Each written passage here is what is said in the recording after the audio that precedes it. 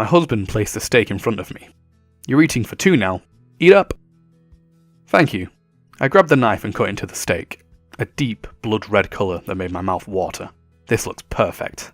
The first few months were the hardest. I'd projectile vomited more times than I could count. We had to have the rugs professionally steamed, the couch washed. No matter what I ate, no matter how hard I tried, it seemed like the nausea boiled up out of me at the most inopportune times.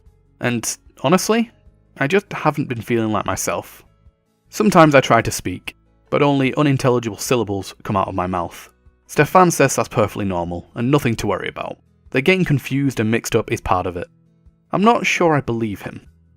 Sometimes I say things, and I don't even remember thinking them before they come flying out of my mouth. Other times, it's just unintelligible nonsense. There were a lot of other side effects I didn't expect too, like fainting. A few weeks in, I was walking up the steps to the church when I suddenly felt a wave of weakness wash over me. My vision grew dim, spotted with patches of black. I fell onto the cold, hard steps, and then everything went black. "You fainted," Stefan said, when I finally came to. "Are you okay? I should have been there to catch you. I'm so sorry." My head throbbed and my knees ached, but I was okay. We were okay. I spent a week taking it easy, watching my favourite soaps on TV, getting served on hand and foot, and then I was as good as new. And you know what? I somewhat expected the nausea and the fainting. I mean, I've read all the books. They tell you there will be changes. Some will be unpleasant, but it's all worth it in the end, right? Yet they never warn me about some changes. All the aches and pains. My neck has been hurting something awful these past few months.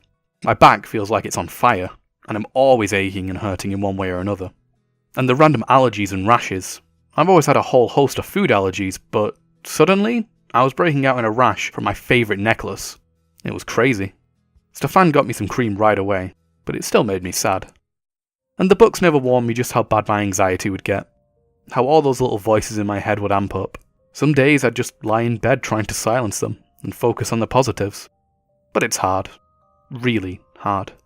Stefan's been so supportive though. I know he's just trying to help. He's been rubbing my back, rubbing my feet, getting me all kinds of gifts. I couldn't ask for a better husband. He knows that it's hard work. He knows throwing away my cross necklace and listening to the growing voice in my head have been so hard. He knows it's hard being possessed by a demon. But in the end, it'll all be worth it.